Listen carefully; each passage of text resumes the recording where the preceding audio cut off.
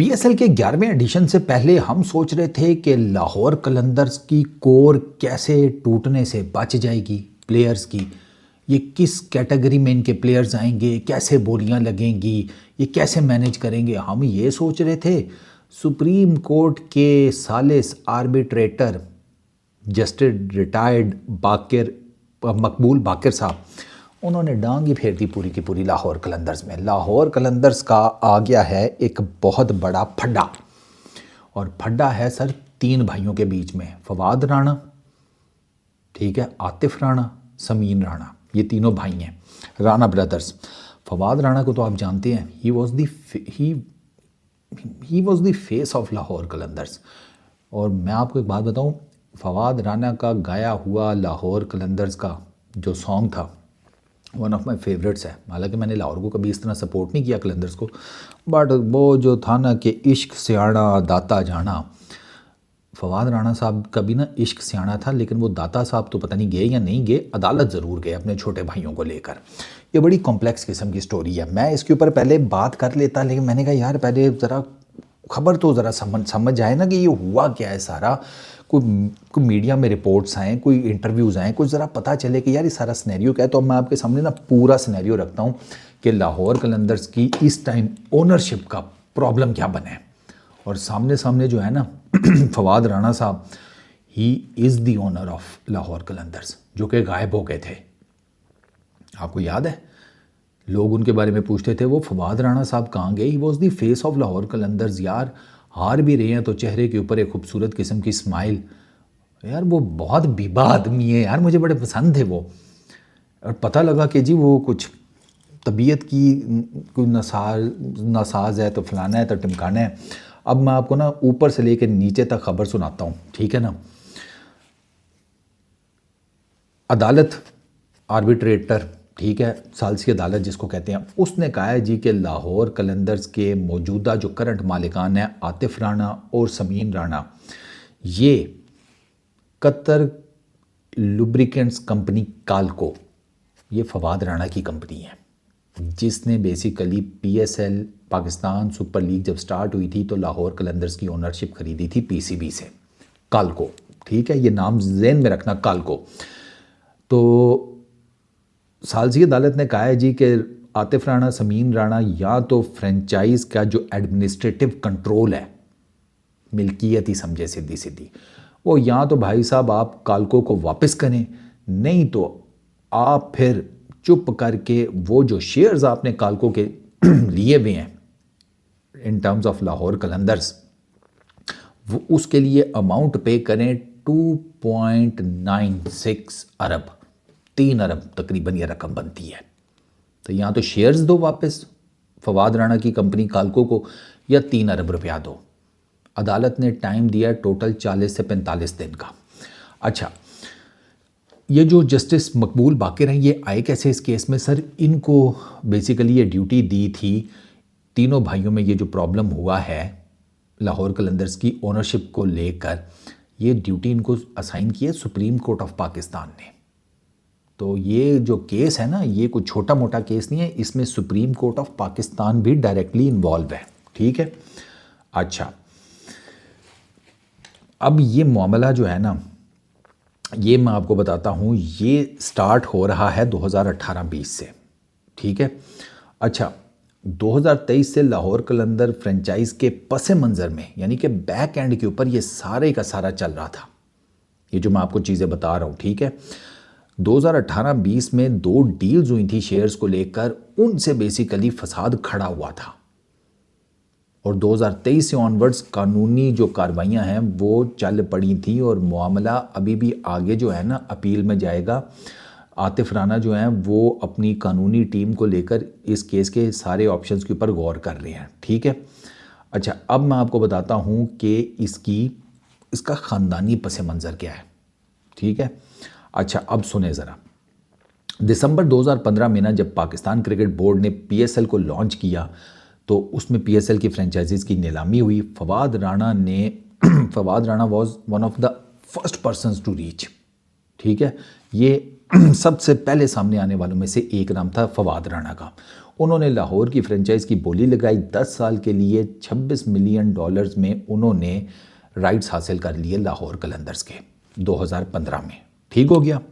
کالکو نے لاہور قلندرز کے جو آپ اونرشپ کہہ لیں یا 10 سال کے لیے ٹھیکے پر لے لی $26 ملین دے کر پی سی بی کو.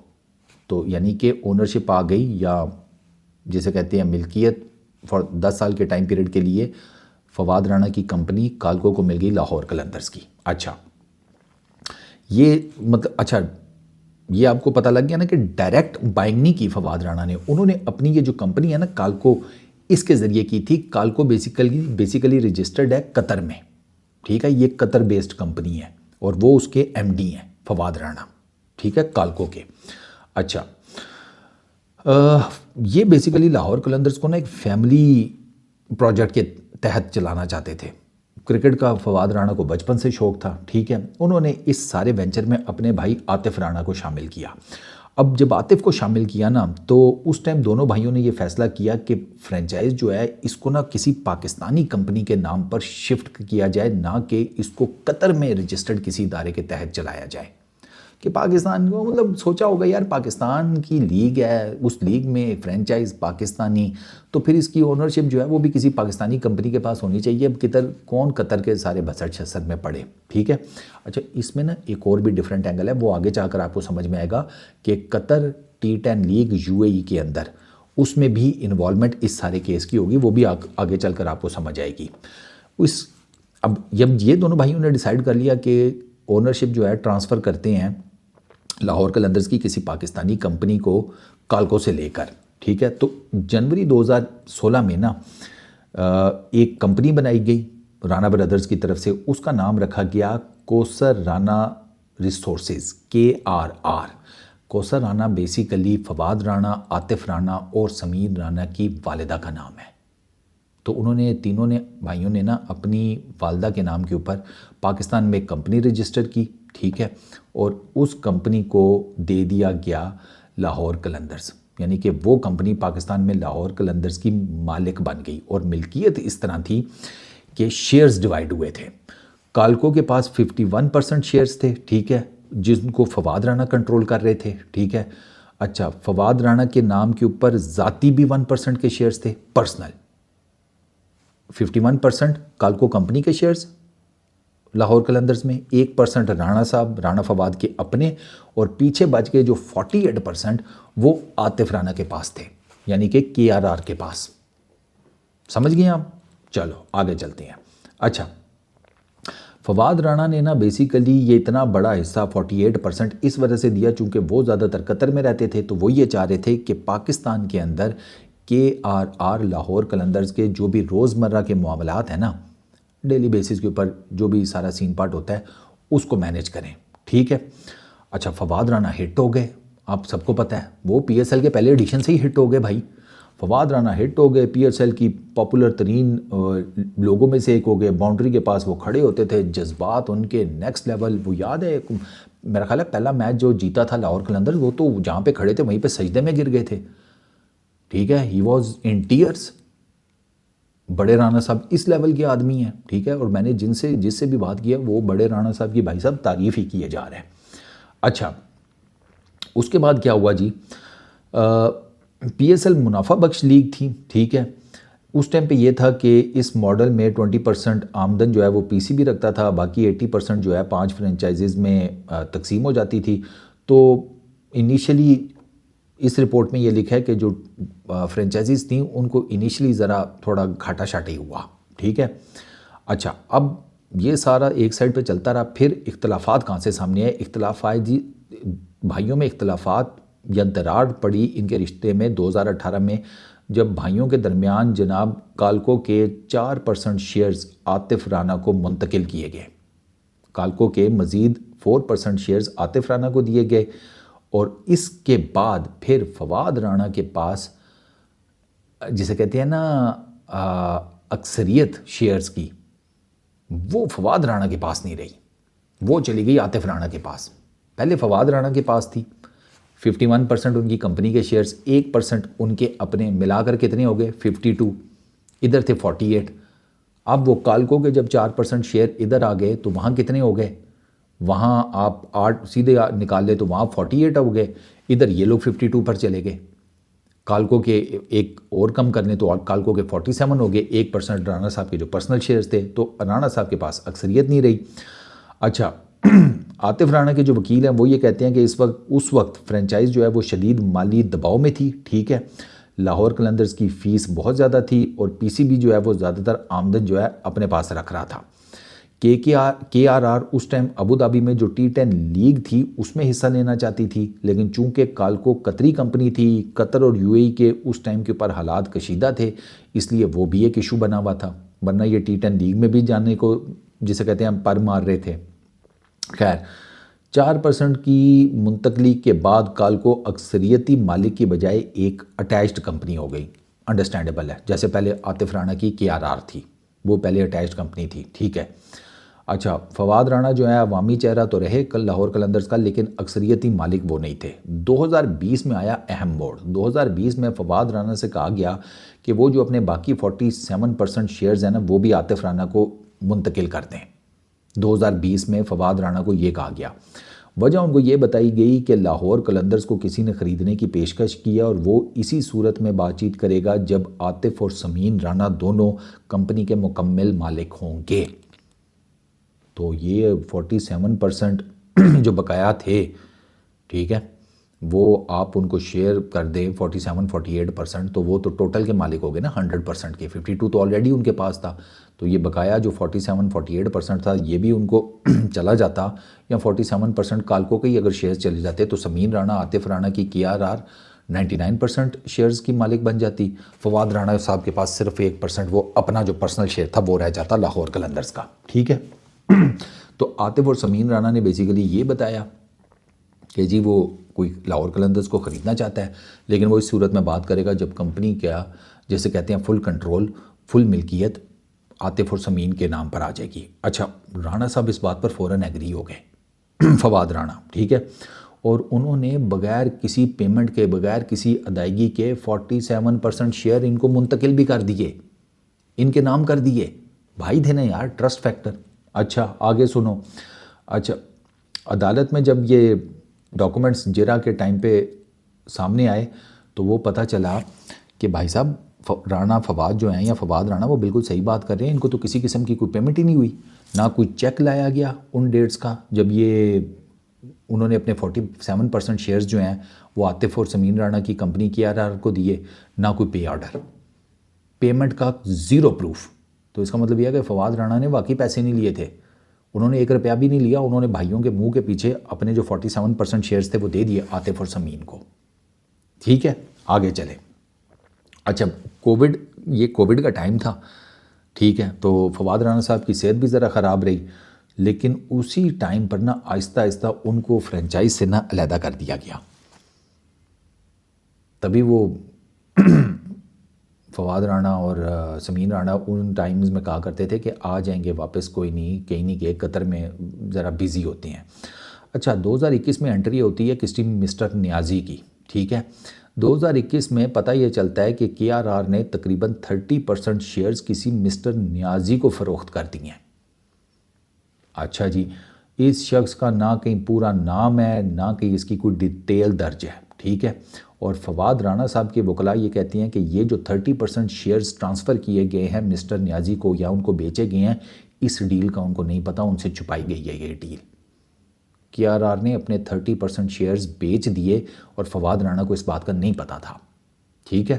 اچھا اب جب یہ بات سامنے آئی تو اس میں مزید پیچیدگیاں پیدا ہو گئیں، تو KRR کو پھر انہوں نے کہا کہ جب یہ ساری جرا ہوئی تو اس میں پتہ چلا کہ نہ کوئی پیمنٹ ہوئی ہے فواد رانا کو، نہ جسے کہتے ہیں ان کو سارے ڈیسیجنز میں، موٹے ڈیسیجنز میں لوپ میں لیا گیا ہے، ان کو ان اے وے کہ حقیقتوں سے دوری رکھا گیا ہے۔ پہلے ان سے شیئرز لے لیے گئے، پھر آہستہ آہستہ ان کو فرینچائز سے سائڈ پہ کیا گیا، پھر اس کے بعد وہ 30% شیئرز بھی بیچ دیے گئے اینڈ آل دیٹ۔ تو اب جسٹس مقبول باقر نے نا انہوں نے فیصلہ یہ سنایا ہے کہ جی یہ جو KRR ہے یہ کیلکو کو 2.3 ارب روپے بمع سود، یعنی کہ تقریباً یہ 3 ارب روپے بنتے ہیں، 2.3 ارب یہ ایگزیکٹ اماؤنٹ ہے. اوپر جو ہے وہ جسے کہتے ہیں سود کہہ لیں یا پروفٹ کہہ لیں یا جو بھی ہے وہ ہے. تو یہ ملا کر تقریباً 3 ارب روپے 2.96 کی اماؤنٹ بنتی ہے. یا تو یہ پے کریں، اور اگر آپ رقم نہیں دے سکتے تو پھر کالکو کے جو 51% شیئرز ہیں وہ فوراً سے واپس کیے جائیں کالکو کو. سمین رانا اور عاطف رانا کے پاس پھر وہی واپس اپنے وہ 48% شیئرز آ جائیں گے. فواد رانا صاحب جو ہیں پھر اکثریتی شیئرز کے مالک بن جائیں گے. 51% شیئرز کالکو کے، ایک ان کا پرسنل 52%.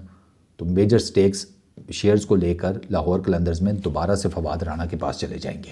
اچھا، مسٹر نیازی کو جو فروخت کیے گئے شیئرز ہیں ان سے ریلیٹڈ تمام تر ڈیلز، پروفٹس، جو بھی جسے کہتے ہیں ڈاکومنٹڈ پروف ہے اماؤنٹس کا وٹ ایور، وہ کہا گیا جی اس کا حساب دیا جائے. ٹھیک ہے. عاطف رانا نے اپیل کرنے کا فیصلہ کیا ہے اس جسے کہتے ہیں فیصلے کے اگینسٹ، اور انہوں نے صرف اتنا کہا ہے کہ وہ میرے بڑے بھائی ہیں یعنی کہ رانا فواد، اور میں ان کے بارے میں کیا کہہ سکتا ہوں. کالکون کے وکلاء نے پی سی بی کو لیٹر لکھا ہے کہ بھائی صاحب جب تک یہ ادائیگی یا شیئرز کی واپسی نہیں ہوتی، کہ یہاں جب تک ہمارے 3 ارب روپے ہمیں نہیں ملتے کالکو کو، یا 51% شیئرز واپس نہیں ملتے، عاطف اور سمین رانا سے ریلیٹڈ کوئی بھی فیصلہ نہ کیا جائے، کوئی ان کے ساتھ ایگریمنٹ نہ کیا جائے. تو لاہور قلندرز جو ہے نا وہ برے پھنس گئے ہیں اور آکشن سر پہ کھڑی ہے. یہ ہوا ہے بھائی صاحب. فی الحال اپیل کی وجہ سے عاطف اور سمین رانا ہی لاہور قلندرز کا کنٹرول سنبھالے ہوئے ہیں. اب آنے والا وقت بتائے گا کہ یہ جو فیملی ڈسپیوٹ ہے یہ کس طرف جاتا ہے. لیکن اس ٹائم اگر آپ سوشل میڈیا پہ دیکھیں تو لاہور قلندرز کی بات ہو رہی ہے، اور زیادہ تر لوگ جو ہیں وہ آپ کو کھڑے نظر آتے ہیں فواد رانا کے ساتھ. اس کی ریزن یہ ہے کہ Fawad Rana was the darling of Lahore. یار ان کو تو باقی فرنچائزیز کے لوگ اتنا پسند کرتے تھے فواد رانا کو. لاہور قلندرز کے فینس کو تو چھوڑ ہی دیں، وہ باقی فرنچائزیز کے لوگ ان کو بڑا پسند کرتے تھے. That he is a really nice guy. اور میں آج کسی کا انٹرویو سن رہا تھا تو وہ بتا رہے تھے کہ فواد رانا انہوں نے زیرو سے سٹارٹ کیا ہے. وہ کسی سرمایہ دار کا بیٹا نہیں ہے یا جگی پشتی دولت، نتھنگ وٹس ایور. اسکریچ سے سٹارٹ کیا اس بندے نے، زیرو سے.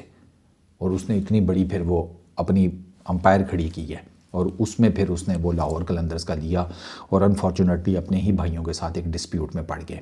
یہ جتنی بھی میں نے آپ کو ڈیٹیلز بتائی ہیں یہ آن ریکارڈ ہے، آپ ان کو جا کر انٹرنیٹ پہ چیک کر سکتے ہو. میں آپ کو بتا دیتا ہوں، اس میں آپ پاکستان ٹوڈے کا نا ایک آرٹیکل ہے بڑا ڈیٹیل میں، وہ آپ چیک کر سکتے ہو. profit.pakistantoday.com اس طرح کر کے آپ اس ویب سائٹ کو سرچ کیجئے گا، آپ کو یہ ساری ڈیٹیلز مل جائیں گی جو میں نے آپ کو دی ہیں. تو اگر آپ نے مزید کچھ جاننا ہو تو آپ اس میں جا کر چیک کر سکتے ہیں. آئی ریئلی ہوپ کہ یہ معاملہ جو ہے یہ سارٹ آؤٹ ہو جائے.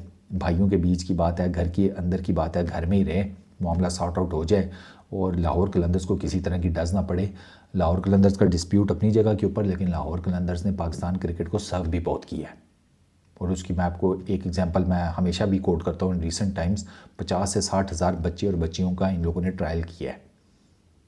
حارث روف ان کا پروڈکٹ ہے، شاہین شاہ افریدی کو انہوں نے بڑا اچھا گروم کیا ہے. فخر زمان کو دیکھ لیں، ان کا پی ڈی پی پروگرام بڑا زبردست ہے. پاکستان کے کئی بڑے بڑے نام انکلوڈنگ علی رضا، یہ ان کے پلیئر ڈیولپمنٹ پروگرام سے آئے ہیں. تو ایسا نہیں ہے کہ لاہور قلندرز نے کوئی کام نہیں کیا، لاہور قلندرز نے بہت کام کیا. عاطف بھائی، سمین بھائی نے کام کیا ہے. تبھی میں چاہتا ہوں کہ یار کوئی ڈسپیوٹ لمبا نہ چلے، تینوں بھائیوں کے بیچ کی چیز ہے وہیں پر سارٹ آؤٹ ہو جائے. اور یہ جو میڈیا میں سوشل میڈیا پر باتیں آئیں گی، مزید کھلی اڑے گی، فیملی کی بھی، فیملی ممبرز کی بھی، لاہور قلندرز کی بھی، یہ جو گند ہے نا یہ مزید ایسکلیٹ نہ ہو. اس ویڈیو میں اتنی. اپنا بہت خیال رکھیے گا. نیکسٹ ویڈیو میں بات ہوگی. پیس آؤٹ.